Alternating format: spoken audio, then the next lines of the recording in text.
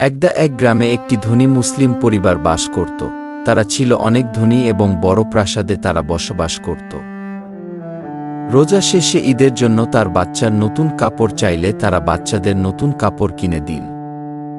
একই গ্রামে আরেকটি দরিদ্র মুসলিম পরিবার বাস করত। পরিবারটি নুন আনতে পান্তা ফুরায়।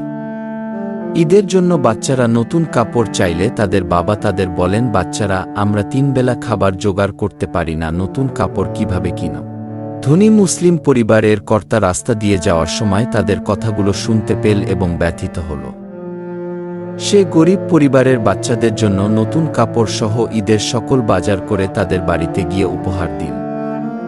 বাচ্চা নতুন কাপড় পেয়ে মহা খুশি এবং ঈদের দিন সবাই মিলেমিশে ঈদ আনন্দ উপভোগ করল। এই ঈদে আমরা আমাদের চারপাশের দরিদ্র মানুষের খোঁজ খবর রাখব এবং যথাসম্ভব তাদের সাহায্য করব এবং সবাই ঈদের আনন্দ ভাগাভাগি করে নিব।